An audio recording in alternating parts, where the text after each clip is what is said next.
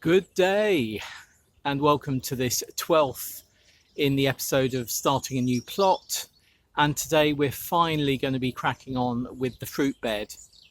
February has been one of those months where we've had snow and cold and wet, and it's really been just not the right weather to crack on with what I want to do, which is the fruit bed, the vinyl bed where we grew the tomatoes last year, and the big vinyl bed at the front. But today it's Sunday the 21st of February and the weather is overcast, but it says it's going to be sunny later, and it's about 11-12 degrees at the moment down here. So I'm going to crack on and get the fruit bed sorted. Fingers crossed. This is our soft fruit bed. We weren't able to get into sort this bed out last year, and it's been covered in cardboard for much of the year, though you can see that there's bits of cardboard left, but most of it over the winter has deteriorated and been taken down by worms and generally rotted away. This is an apple tree which won't be going in. I think that's going to go to our local orchard trail, in fact. Then here we have a gooseberry and another gooseberry. This is a standard green gooseberry and this one is a red gooseberry. You can see in those buckets there's quite a bit of weed, and before those go into this ground, they're going to be taken back to bare root. And taking back to bare root basically means that all of that weed and all of the soil will be removed from the roots of each of those plants, so that when they are planted into the ground, none of that weed is going to be planted in with them. I was gifted both of these. We do actually have two other gooseberries up here, which you may have seen me bare root in a week at the plot several months ago. I'll try and remember to put a link into that week. And I think this one I'm going to leave out of this bed for the time being, but this one, because it's red, I am going to keep. Then when we move over here, I think these are tayberries right at the front in this small pot. Then the pot behind is a blackcurrant, and then these 4 pots here are raspberries. We do have strawberries, as you may know, elsewhere, and they won't be going into here. So the work I need to do is lifting this edge bed over this way towards the camera. And before I do that, I'll take all of these pots out, and then I need to give the bed a really good weed with a fork, because there's so much couch grass and also brambles in there that I don't want that in a fresh fruit bed. So my first job is going to be taking all of those tubs out of there, and I think I'll just line them up here for the time being.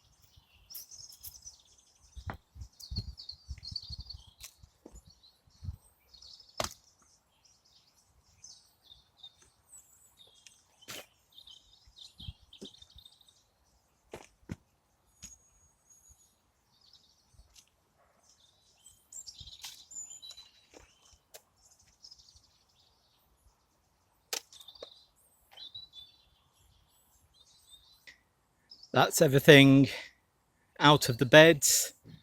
Let's just go and have a closer look. This is all couch grass and grass that needs to come out, all the green. Down here we've got raspberry canes that I cut off in, I think that was January. These are autumn fruiting raspberries which you cut down to the ground each year, which is different to summer fruiting raspberries, which I don't think we have any of those.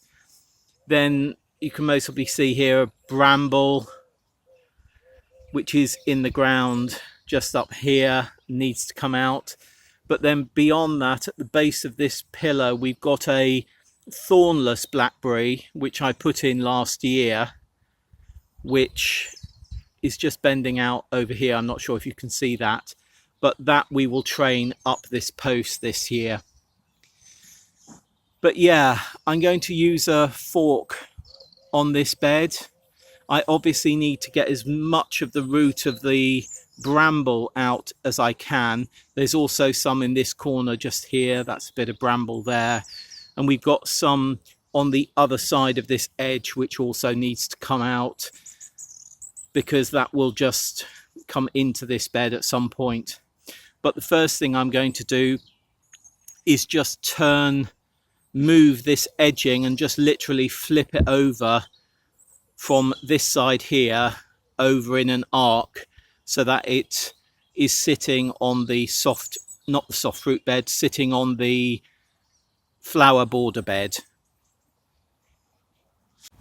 Actually, that's not the first thing I'm going to do. The first thing I'm going to do is get a spade and just slice down inside the edging of this, and also just put markers at each corner.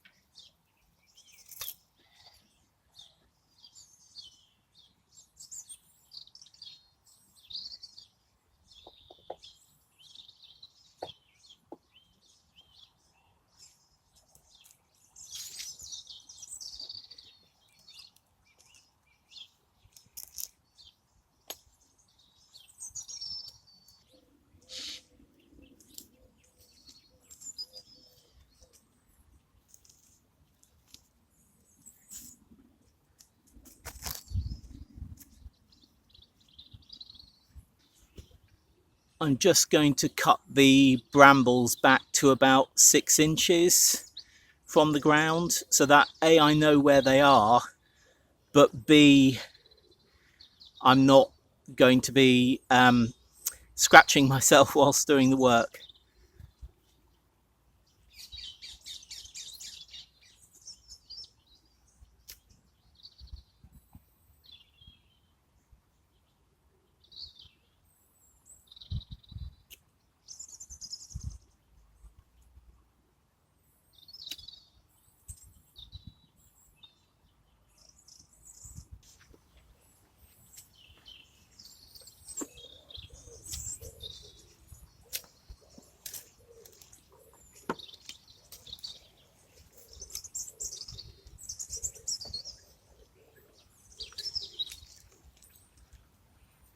See, again, this is couch grass, and it puts out these long tendrils which root, and if you don't get those out now, you'll spend a long time trying to get them out in the future.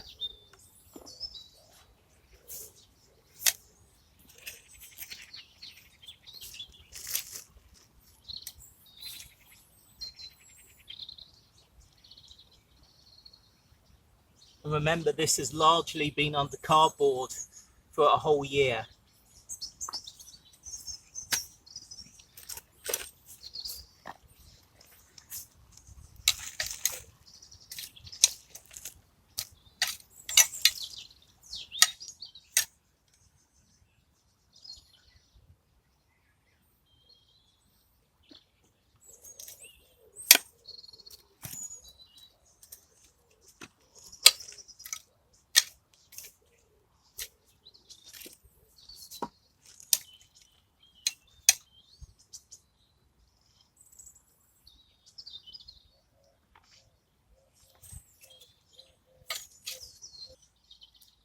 This has now been forked over twice to a forked depth, and as hopefully you can see, there's a sort of pile in the middle because I've forked into the middle to clear out all the weeds. And in this bucket, which we'll come to a shot of in a minute, are or most of the weed, well, not most, in fact, a third of the weeds that I've taken out, because I've already put 2 full buckets, those are 30-litre buckets, into our perennial weed compost bin. So yeah, pleased with that job so far. So 2 of these have already gone, 2 of these full have already gone to the perennial weed compost bin, and this one is on its way. Most of this is couch grass, but some is bindweed and some is the dreaded Cinquefoil. A lovely shot of various bits of Cinquefoil, which really are a bane of my life on this plot. Not on the plot up here, but on this one that we're on and we acquired last year. You can see here is the root of the Cinquefoil, which has created this plant here. And then this plant, which is a relation of the strawberry, has sent out these tendrils. And hopefully you can see there, that one's rooted there. This one's rooted here and rooted really well. It's got a really long root on it now. But each of these points, this one's about to root. Each of these points where it touches the ground has the potential to root. And if you just pull out this bit and that bit from there and leave that bit, that will carry on rooting, which is what has happened here. So this is a relatively young plant, but it's grown from a really deep bit of root that has been in the ground. So maybe this was chopped up, I don't know, a good number of years, has lain dormant and then has suddenly grown. Look at this taproot here on this one. That's sort of, I think that's sort of going up to, that's mostly a foot. It's mostly 15 inches long, that taproot. This one here, a younger plant again, that's mostly only about 5-6 inches in total. But you want to get as much of this out of your soil as possible because it just will take over. I've decided to take a little break now and have a cup of tea, which I brought down with me. It's actually the perfect temperature for doing what I'm doing. So whilst I was active and doing that forking, I had a really nice body temperature.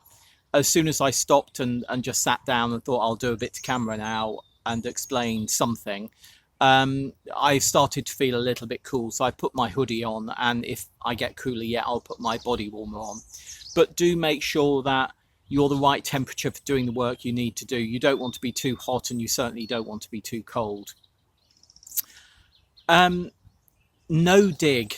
Just want to talk about no dig at the moment. We are a no dig allotment here. We do not use a spade. We use a spade for like digging out the cherry tree and things like that, and shrubs and putting shrubs in.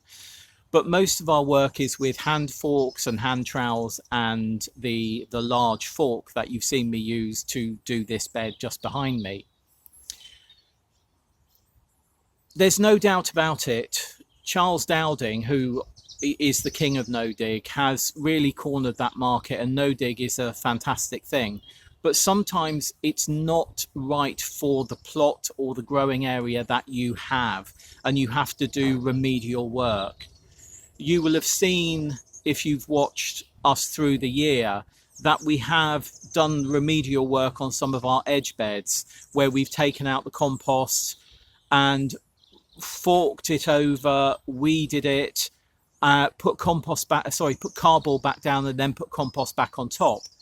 That's because this plot has not been worked well for very, very many years, and the perennial weeds, particularly the Cinquefoil, have really taken over, and we need to get that out, because that Cinquefoil, as I say, will remain dormant for years and years, even under black tarp. And then one day it will go, oh, I think I sense a little bit of light, I'll start growing. Also, when it comes to no dig, it's a bit like a Victoria sandwich. You know, we all like a Victoria sandwich. Who doesn't like a lovely sponge cake with jam? Well, most probably people who don't like sponge cakes with jam. But there are various ways of making a Victoria sandwich. You can cream your butter and sugar and then add your eggs and then add your flour. You can do the all-in-one mix. You can do it with oil instead of butter, and you can do it vegan, you know, and gluten-free. So there's many ways of making a Victoria sandwich that we're going to like. And no dig is just the same. There are many ways that you can get to your no dig comfort zone, if you like. When we took on the plot behind us here, which was the first plot, we went no dig, and it largely has worked for us, though the soil was so compacted. It's taken quite a few years, 4 years, 5 years, to get that soil nice and loose. When we took on the plot further down, not this one I'm sitting on, but the one further down that we now no longer have, it was virgin grass. Nobody had grown on it for ages. It was the communal area. Our communal shed was on it. And doing no dig there, where we just put down cardboard, then put down our edge beds, then put compost on top, worked fantastically. Even in the first year, we were growing Autumn King carrots that were like 12, 14 inches deep. And that soil had been trodden on by many, many people for 6, 7, 8, 9 years. So that worked really well here. Over there, rather. Here, I know we need to get into the soil and we need to get those perennial roots out. That we have done. Also, the other thing to bear in mind about no dig, gosh, did you hear those swallows? About no dig is your plastics in your soil. No dig doesn't take account of plastics in your soil.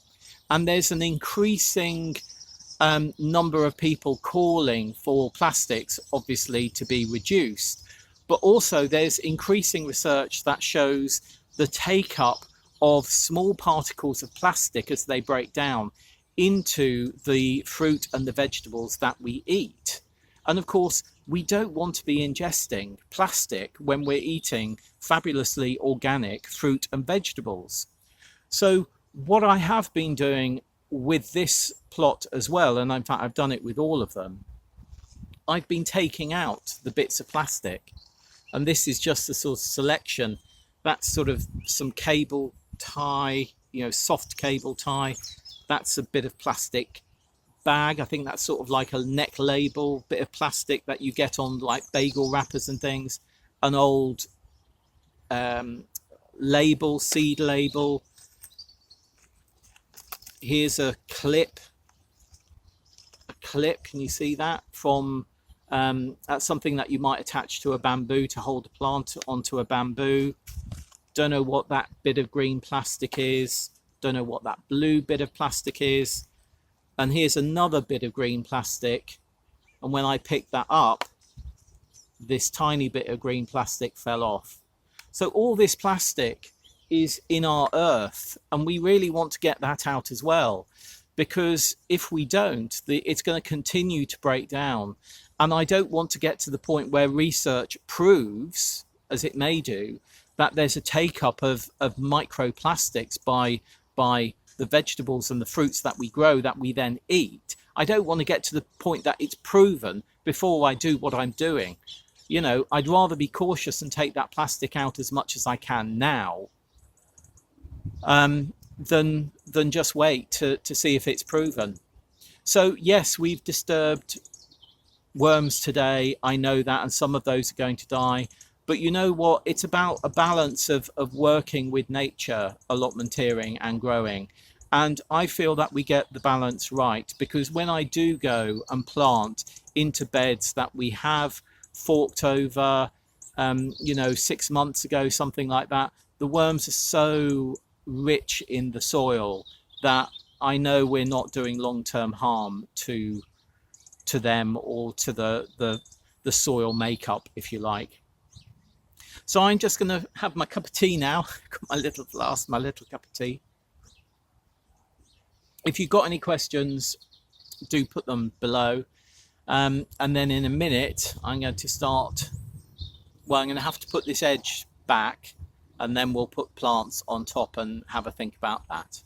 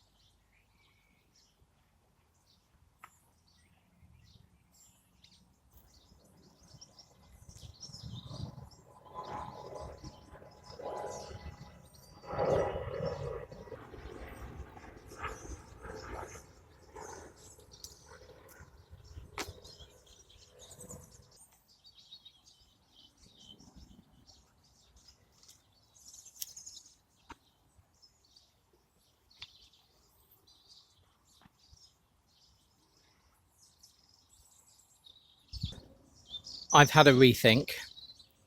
I've decided that the raspberries and the other cane soft fruit, if you like, is not going to go in here. I'm usually quite greedy when it comes to space. I like to get as much in as I can, though I know these are going to need to be protected well from birds because they got munched well last year by birds. So what I've decided is we're going to have 2 green gooseberries, 1 red gooseberry, the blackcurrant. Then this is the thornless blackberry that's leaning forward at the moment, but it'll go up here. And I may move a kiwi that we put in at the side of the shed last year. I may move it to here and grow it up there. No, I'm not going to do that. I'm going to put another thornless blackberry in here because we have various cuttings that are coming on. So that's what I'm going to do. Then the, what are they, Atanta strawberries that we currently have in troughs on a strawberry bench, I'm going to line those up inside the edge here. And that will leave that pocket of space at the end of the bed for us to do something else with. Yeah, that's what I'm going to do. First thing is taking this red gooseberry back to bare root. So literally I'm going to take it out of that pot and take all of the soil out and give it a really good weeding and take it back to bare roots. This is the red gooseberry that I'm going to take back to bare root. Let's have a closer look. Having a closer look at this, I see it's actually 3 plants, which is interesting. Anyway, there's this big weed grass in the middle, which is really well embedded in there. There's some oxalis at the back here. It's like clover here. There's a buddleia here. So what I'm going to do is just take all of this compost away and then wash the roots, so the roots will be clean of any compost or any weeds. These are now bare root, so I have taken as much of the soil off as possible. I've also given them a really good weed to make sure that any perennial weeds have been taken out and removed. Then these have been shaken by their stem. Just here I've held each plant and put this into a big bucket of water. In fact, it's a dustbin of water, and really agitated them in that water to get as much of the soil that they were in off these roots. The reason I'm doing that is I want to make sure that no perennial weeds, or as few perennial weeds as possible, go into the fresh soil that we have just weeded this morning. I think I'm going to treat these a bit like a large bush, but let me see. I'm not going to plant them individually, though they are a really good size. Let me just tip you up. So I could actually treat these as individual plants, but for this growing year I don't think I'm going to do that. Both of these gooseberries have now been removed from their tubs, and I think you can see the white roots, particularly over here, of how quickly these gooseberry bushes and fruit bushes generally do rejuvenate. These were bare rooted about 3 months ago, I think, and you can see there's plenty of new growth going on underneath the soil, which is fab. Hopefully you can see the positioning that I've done. Obviously these 3 gooseberries we found out were 3 individual plants in that one tub rather than one plant as I thought. And what I'm doing is I'm just spreading them out a little bit more. The black currant is right at the end here, and these are the 2 green gooseberries. I don't know if all of these are red gooseberries. I think they are, but I'm not sure. So I'll put them in the ground for this growing season, and we'll see whether we want to move them for next year's growing season, i.e. for next year, for 2022. Gosh, 2022. Right, now I'm going to start digging a hole with my spade. This is where we do use spades to put all of these in.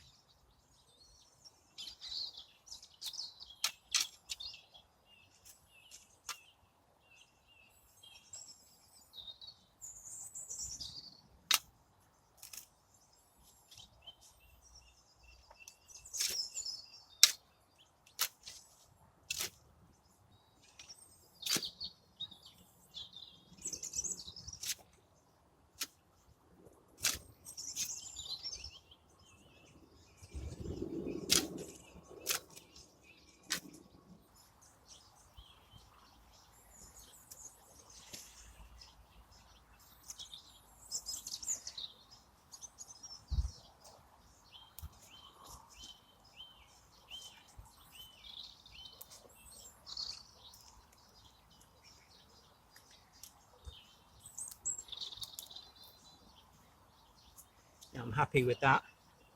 Maybe just a tuck that way. Yeah. The soil around here, because we've worked it this morning, is really soft. It's a bit of gooseberry root. And malleable, which is great, but we want to really get the soil right around the base of this root ball.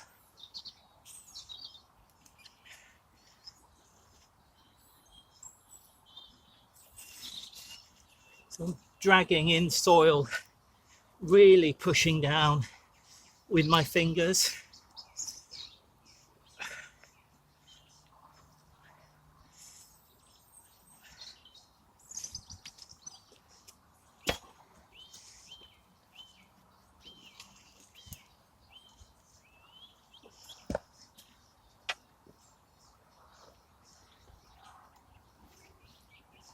make sure it's really firm.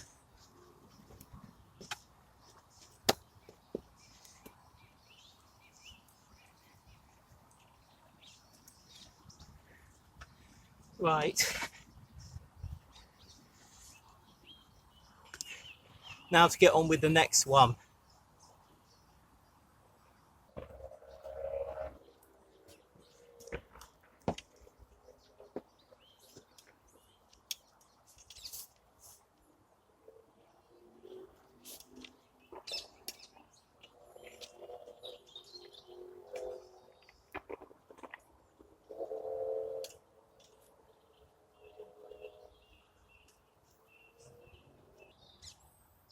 There we are.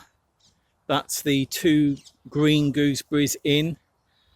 The 3 red ones, or potentially red ones, I know some of them are because there were red fruit on it last year, are in here, a bit more evenly spaced out than, well, quite a lot more evenly spaced out. I suppose they were about 6 inches apart. They're now maybe 15 inches apart. And then right at the end, we've got the blackcurrant.